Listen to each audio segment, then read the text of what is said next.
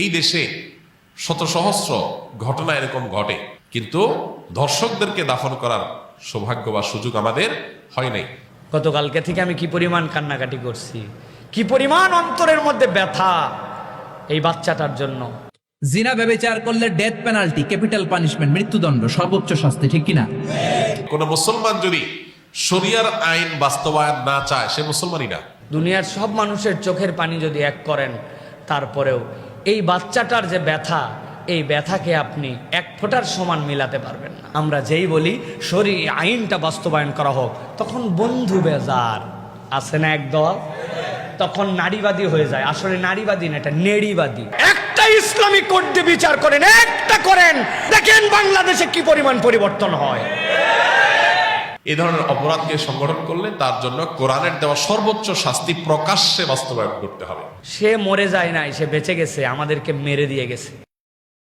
জিনা ব্যভিচার করলে death penalty, capital punishment, মৃত্যুদণ্ড, সর্বোচ্চ শাস্তি, ঠিক কিনা? এজন্য ইসলাম দিয়ে যদি আইন কায়েম করা হয়, 24 ঘন্টার আলটিমেটামে সব বিচার হয়ে যাবে, যেরকম, ঠিক কিনা? ইসলাম বলে চোরের হাত কেটে দাও। জিনা ব্যভিচার করলে ডেথ পেনাল্টি। সৌদি আরবে হেড অফ করে, গলা কেটে ফেলে। বাংলাদেশেও যদি এটা করা যেত, খবর হয়ে যেত। আপনি কখনো শুনছেন একটা সিংহ আর একটা সিংহকে মারে? একটা বাঘ আর একটা বাঘকে মারে না। একটা হরিণ আর একটা হরিণকে মারে না। একটা হাতি আর একটা হাতিকে হত্যা করে না। কিন্তু একটা মানুষ আর একটা মানুষকে হত্যা করে না। আপনি কখনো শুনবেন না যে একটা বাঘ আর একটা বাঘকে হত্যা করে 10 টুকরা করছে? শুনছেন? একটা হাতি আর একটা হাতিকে মেরে 30 টুকরা করছে? শুনছেন? কিন্তু মানুষ আর একটা মানুষকে শুধু নৃশংসভাবে হত্যাই করে না, হত্যা শেষে তাকে 10 টুকরা করে, 15 টুকরা করে, 30 টুকরা করে বস্তাবন্দি করে। চিল্লা এখন, ঠিক কিনা? পাওয়া যায় না এরকম লাশ? গুম করে ফেলছে, ক্রস ফায়ার করে ফেলছে, মেরে ফেলছে, হাত পা বেঁধে, চোখের রশি বেঁধে, বস্তার ভিতরে ভরে ক্ষেতের মধ্যে ফেলে দিচ্ছে। 3 দিন 4 দিন পর এরকম লাশটা ফুলে উঠছে, পাওয়া যায় না? পত্রিকায় বিভৎস লাশ দেখে আমরা অবাক হই। কোন প্রাণী এমনটা করে না। মানুষ মানুষকে মেরে টুকরা টুকরা করে। একটা ছাগল বনের সব ছাগলগুলোরে মেরে ফেলতে চায় না। একটা হাতি ওই জঙ্গল থেকে সব হাতিগুলোকে শেষ করে দিতে চায় না। কিন্তু মানুষ আগুন জ্বালিয়ে জনপদের পর জনপদ ছারখার করে দেয়, গুলি মেরে এলাকার পর এলাকা ঝাঁঝরা করে দেয়। দ্বিতীয় বিশ্বযুদ্ধের সময় আমেরিকা জাপানের 2টা সিটিতে 2টা বোমা মেরেছে, হিরোশিমা নাগাসাকি। হিরোশিমাতে মেরেছে লিটল বয়, নাগাসাকি শহরে ফেলেছে ফ্যাট ম্যান। যে পাইলট গুলো বোমা মারতেছে নিচে, ওই পাইলট গুলো মানুষ না? মানুষ। আর যাদেরকে মারার জন্য মারতেছে তারাও কি মানুষ? মানুষ এতটাই নিকৃষ্ট হতে পারে, সে তার জনপদের সবাইকে ছারখার করে দেয়, তার গোষ্ঠীর সবাইকে মেরে ফেলতে কুণ্ঠাবোধ করে না। চিল্লা এখন, ঠিক কিনা? এজন্য আল্লাহ ডেকে বললেন, লাহুম কুলুবুল লা ইয়াফকাহুনা বিহা ওয়া লাহুম আ'য়ুনুল লা ইউবসিরুনা বিহা ওয়া লাহুম আযানুল লা ইয়াসমাউনা বিহা উলাইকা কাল আনআমি বাল হুম আদাল উলাইকা হুমুল গাফিলুন। আল্লাহ বললেন, ওদের চোখ আছে, ওরা চোখ দিয়ে দেখে না। হৃদয় আছে, হৃদয় দিয়ে তার ভাইয়ের জন্য তার মায়া লাগে না। কান দিয়ে আকুতি চিৎকার এই কথাগুলো শুনতে পায় না।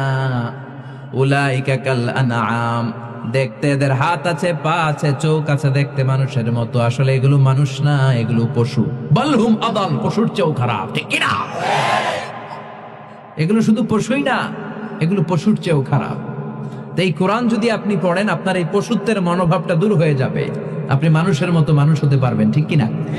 এজন্য আল্লাহ মানুষের নামে একটা সূরা দিলেন, সূরার নাম আল ইনসান। সূরার নাম সবাই বলেন আরো জোরে। ইনসান মানে কি? আরো জোরে কোন? আমরা সবাই কি মানুষ। মানুষ নিয়ে মানুষের মধ্যেও কৌতূহলের শেষ নাই। বিজ্ঞানীদের মতে মানুষ হচ্ছে হোমোস্যাপিয়েন্স গ্রুপের একটা প্রজাতি, যার বিবেক আছে, বাক শক্তি আছে, বুদ্ধি আছে, চেতনা আছে, উপলব্ধি করার মতো ক্ষমতা আছে। চিল্লা এখন, ঠিক কিনা? মানুষের আসল রূপটা কি, মানুষ আসলে কেমন, এ নিয়ে মানুষেরই গবেষণার শেষ নাই। আপনারা একজন জার্মানি দার্শনিক আছে কার্ল মার্কস, নাম শুনে থাকবেন, শুনছেন না? উনি অনেক গবেষণা করে পাইলেন মানুষ হচ্ছে পেট সর্বসজীব, মানে মানুষের পেট ঠান্ডা তো দুনিয়া ঠান্ডা। উনি গবেষণা করে পাইছে মানুষের পেট ঠিক তো সব ঠিক। উনার পরে আরেক দার্শনিক আসলো, ওনার নাম হচ্ছে ভ্লাদিমির লেনিন।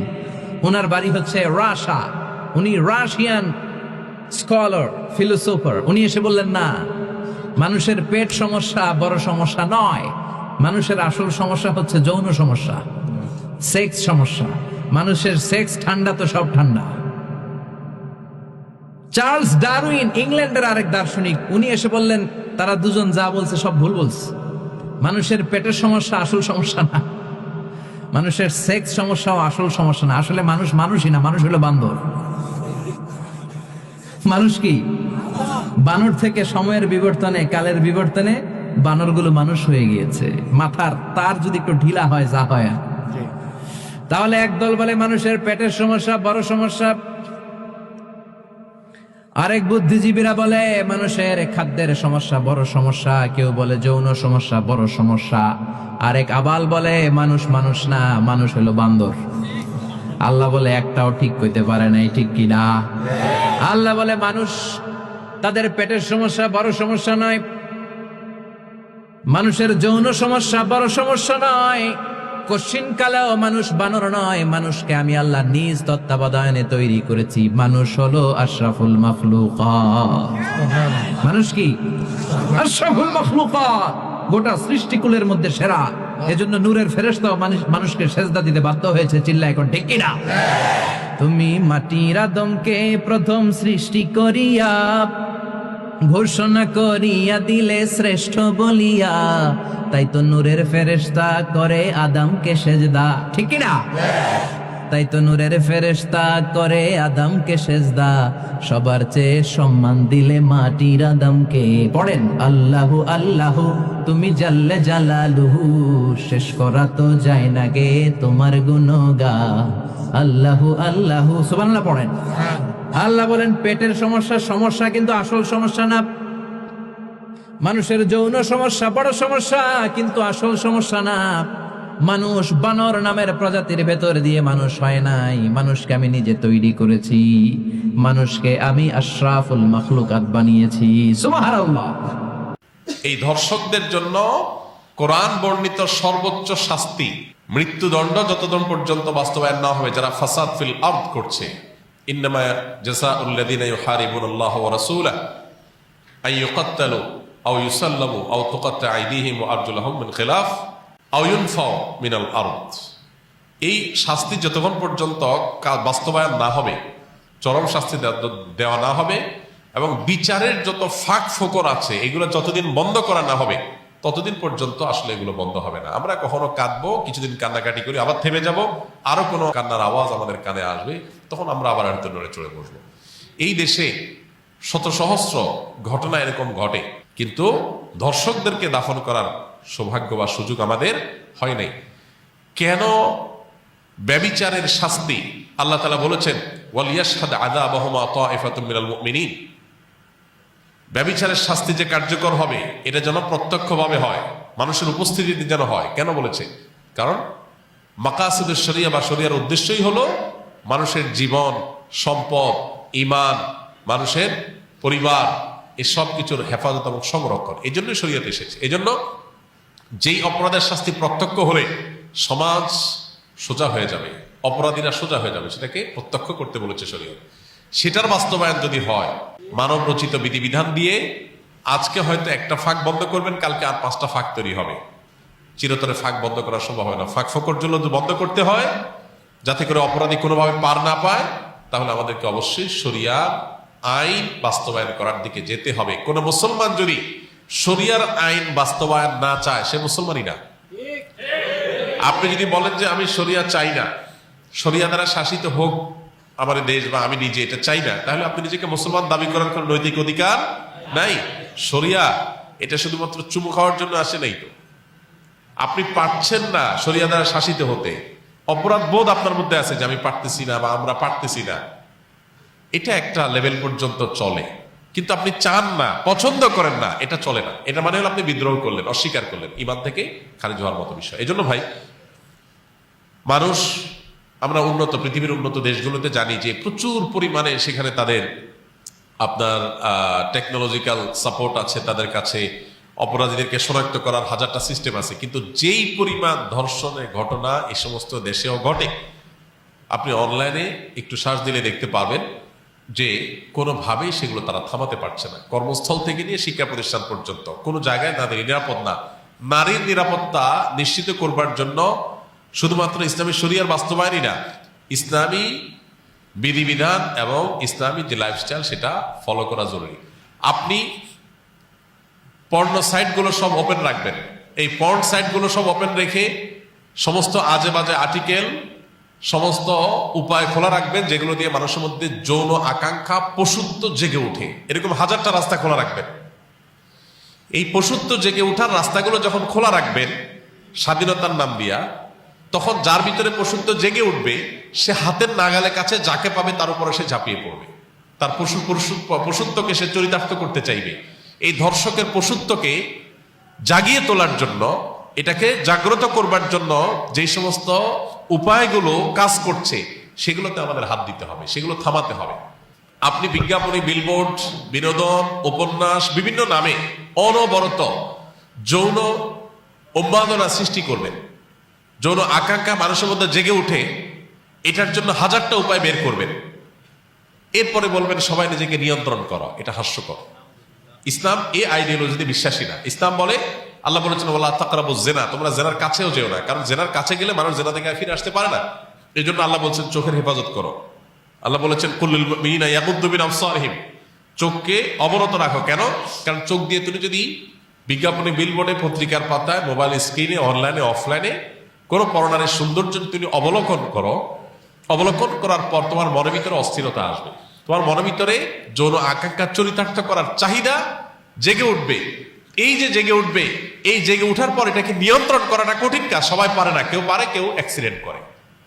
এই জন্য শরীয়ত বলেছে নিয়ন্ত্রণ করতে, আর আজকের ভোগবাদী পৃথিবী বলছে অনিয়ন্ত্রিত করতে স্বাধীনতার নাম দিয়ে। আপনি মানুষকে লাগামহীন করে দিবেন, আবার বলুন সবাই যার যার যাকে নিয়ন্ত্রণ করো। এটা হাস্যকর, এটা সম্ভব না। এই জন্য দুইটা জিনিসে বাস্তবায়ন কান্নাকে থামাতে পারে। নাম্বার এক, আমাদের সমাজে নীতি নৈতিকতার যে ভিত্তি নড়বড়ে হয়ে গেছে। নামাজ কালাম পড়ে, কিন্তু ইসলামের অন্যান্য বিধিবিধান, চোখের হেফাজত করার জন্য ওইরকম পরিবেশ, ওইরকম এনভায়রনমেন্ট, এগুলো আমাদের দেশে নাই। এগুলো আমাদের মুসলমানদের সমাজে আজকাল নাই। না থাকার কারণে কি হয়েছে? মানুষ তার ভিতরে যৌন আকাঙ্ক্ষা জেগে উঠছে, পশুত্ব জেগে উঠছে, ধর্ষকরা দর্শক হয়ে উঠছে। তো এই জন্য একদিকে ইসলামের এই অনুশাসন, বিধিবিধান, এগুলোকে কঠোরভাবে মেনে চলার জন্য চেষ্টা করতে হবে। পশ্চিমাদের শেখানো পথে আমরা স্বাধীনতার নাম দিয়ে মেয়েদেরকে পণ্যে পরিণত করব, তাদেরকে ভোগ্য পণ্যের মতো করে উপস্থাপন করব। ছেলেদেরকে আমরা তাদের যৌন আকাঙ্ক্ষাকে জাগ্রত করে তুলব, আবার অপর দিকে বলবো না সব মেয়েরা সেফ থাকতে হবে, তাদের কোনো কিছু হতে পারে না। এটা সাংঘর্ষিক এবং আপনার পরস্পর বিরোধী কাজ। এজন্য একদিক থেকে ইসলামের অনুশাসন মানতে হবে, নীতি নৈতিকতা, এটা আমাদের সমাজে চর্চা বাড়াতে হবে। আর অপর দিকে এ ধরনের অপরাধকে সংগঠন করলে তার জন্য কোরআনের দেওয়া সর্বোচ্চ শাস্তি প্রকাশ্যে বাস্তবায়ন করতে হবে। এই দুইটা প্রচেষ্টা যদি সমান্তরাল ভাবে হয়, বিচার থেকে আইনের ফাঁকফোকর দিয়ে বের হওয়ার যত রাস্তা আছে এগুলো যদি বন্ধ করা হয়, ইনশাআল্লাহ এ ধরনের নির্মমতার কথা আমাদের আর শুনতে হবে না। আল্লাহ আমাদেরকে সে সুদিন দান করুন। গতকালকে থেকে আমি কি পরিমাণ কান্নাকাটি করছি, কি পরিমাণ অন্তরের মধ্যে ব্যথা এই বাচ্চাটার জন্য। আমার মেয়েরা আমাকে জিজ্ঞাসা করছে, বাবা তুমি কাঁদতেছো কেন? আমি আমার মেয়েদেরকে উত্তর দিতে পারি নাই। বলেন তো, আমার একটা মেয়ের বয়স 11 বছর, একটার বয়স 6 বছর, আরেকটার বয়স 4 বছর। এরে এই কেস কেমনে বুঝাবো? আমি উত্তর দিতে পারি নাই। দুনিয়ার সব মানুষের চোখের পানি যদি এক করেন, তারপরেও এই বাচ্চাটার যে ব্যথা, এই ব্যথাকে আপনি এক ফোঁটার সমান মিলাতে পারবেন না। সে মরে যায় নাই, সে বেঁচে গেছে, আমাদেরকে মেরে দিয়ে গেছে, আমাদের সবাইকে মেরে দিয়ে গেছে। প্রিয় ভাইয়েরা, সবাই বিচার চায়, কিন্তু আল্লাহর বিচারের সৌন্দর্যের কথা বললে আমরা দেখতে পাই এক শ্রেণীর চোখের উপরে সেই জায়গায় আসে দেখা যায় ও যা আল্লাহ বাসারিহি গিশাওয়া, না ওইটা আর ভালো লাগে না। আল্লাহ বললেন তুমি বলো দৃষ্টান্তমূলক বিচার, তোমার দৃষ্টান্ত আর কি দৃষ্টান্ত? দৃষ্টান্ত তো আমি আল্লাহ দেখাই দিছি। এমন জায়গায় মারবে কোমর পর্যন্ত পুঁতে পাথর নিক্ষেপ করে হুট করে ফাঁসি দিলাম রাত 12টায় 1 মিনিটে, এ তো আরামের মৃত্যু। এত আরামের মৃত্যু তার হতে পারে না। এটার নাম দৃষ্টান্ত, এটা আল্লাহর দেওয়া পদ্ধতি। আপনি বলতেছেন ধর্ষকের ফাঁসি চাই, দ্রুত সময় বিচার চাই, তাকে প্রকাশ্যে ফাঁসি দিতে হবে। না, আপনি আল্লাহ রাব্বুল আমিনের বিচার বোঝেন নাই। এই কথা বললেই তখন আবার বন্ধু বেজার, তখন উনি আর এটা নিতে পারে না। তার মানে আল্লাহর বিচারে সে সন্তুষ্ট নয়। আমরা বলতে চাই আল্লাহর ওয়াস্তে অন্য কোন ক্ষেত্রে ইসলামের বিধান আপনার পছন্দ হোক বা না হোক, নারী নির্যাতন, যেটা নারীকে সবচেয়ে বড় সম্মান দিয়েছে ইসলাম, ইসলামের থেকে বেশি সম্মান নারীকে কেউ দিতে পারে নাই। ও বোন, ও নারীবাদী, ও ফেমিনিস্ট, আমি আপনাদের পায়ে হাত দিয়ে বলতেছি, ইসলাম স্টাডি করে দেখেন। পৃথিবীতে 200 বছর আগে নারীর উত্তরাধিকার ছিল না, শিশুদেরকে হত্যা করা হতো। ভারত সহ পুরা পৃথিবীতে নারী ভ্রূণ হত্যা করা হয়, এমনকি আইন করতে বাধ্য হয়েছে আলট্রাসোনোগ্রাম করার সময় জেন্ডার বলে দেওয়া যাবে না। কিন্তু এর দ্বারা নারী হত্যা বন্ধ হয় নাই। আর ইসলাম এই নারীকে এমন মর্যাদার আসনে বসাইছে যেটার কল্পনা নাই, যেটার তুলনা নাই। ওই মর্যাদারই একটা দিক, কোন নারী যদি অন্যায় হয়, কোন নারীর প্রতি যদি নির্যাতন হয়, কোন রেপ হয়, কোন ব্যভিচার হয়, তার জন্য ব্যভিচারী এবং ব্যভিচারিণীর যে শাস্তি নির্ধারণ করা হয়েছে, এটা নারীর সম্মান। আপনি যদি এইটা প্রতিষ্ঠিত করতে না পারেন, আপনি যত ডায়লগ দেন, প্রকৃতার্থে নারীর মর্যাদা দিতে পারবেন না। প্রিয় ভাইয়েরা, ইসলাম নারীকে পোশাক দিয়ে সম্মানিত করেছে, এটা নারীর প্রোটেকশন। ইসলাম নারীর জন্য বিধান দিয়েছে, নারীর প্রোটেকশন। ইসলাম নারীকে তত্ত্বাবধায়ক শূন্য করে নাই। হয় বাপের কাছে, বাপ মরে গেছে ভাইয়ের কাছে, ভাই নাই রাষ্ট্রের কাছে, বিবাহ হয়েছে স্বামীর কাছে, স্বামী মারা গেছে সন্তানের কাছে, সন্তান নাই স্বামী মারা গেছে, তখন আবার রাষ্ট্রের কাছে। তত্ত্বাবধায়কহীন 1 সেকেন্ডের জন্য রাখে নাই। 3 দিনের অতিরিক্ত পথ যদি সে দৌড়ায় যায়, কোনো দিকে দৌড়াদৌড়ি সফর করতে হয়, তাহলে পুরুষের দায়িত্ব তার মহরেমশিপের দায়িত্ব নেওয়া, তাকে নিরাপত্তা নিয়ে যাবে, সে প্রেসিডেন্টের মতো গার্ড নিয়ে সবসময় চলবে। ইসলাম এই মর্যাদা তাকে দিল। আমরা যেই বলি শরীয়ত আইনটা বাস্তবায়ন করা হোক, তখন বন্ধু বেজার আছে না একদল, তখন নারীবাদী হয়ে যায়। আসলে নারীবাদী না, এটা নেড়িবাদী। কিবাদী? 30,000 ফিলিস্তিনি নারীকে হত্যা করে ফেলা হলো, শিশুদেরকে হত্যা করে ফেলা হলো, ফিলিস্তিনের ওই মা বোনদেরকে বেইজ্জত করা হলো, খাদ্য না দিয়ে মারা হলো, ঘাসের পাতা খাইলো। তোমরা যারা নারীবাদী নারীবাদী করে, তখন তোমরা কোথায় ছিলে? ফিলিস্তিনের নারী তুমি দেখতে পাও না, আর এই জায়গায় শাহবাগে তুমি নারীবাদী মারাও। তুমি নারীবাদী না, তুমি নেড়িবাদী, ঠিক কিনা? তুমি ধান্দাবাজ।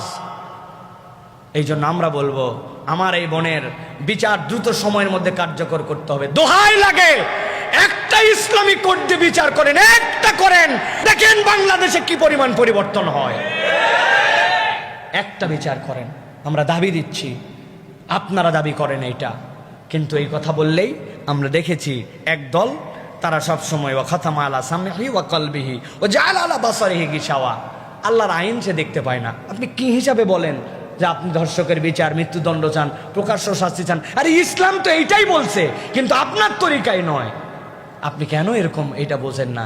এই জন্য বলবো, আমার মা বোনদের সম্মান, আমার বাচ্চার নিরাপত্তা, আমার সমাজের এই শৃঙ্খলা ফেরানোর জন্য ইসলামী শরিয়ার এই আইনের ইমপ্লিমেন্টেশনের কোনো ব্যতিক্রম নাই। আপনার আশ্রয়স্থল হচ্ছে ইসলাম, এটাই চূড়ান্ত কথা।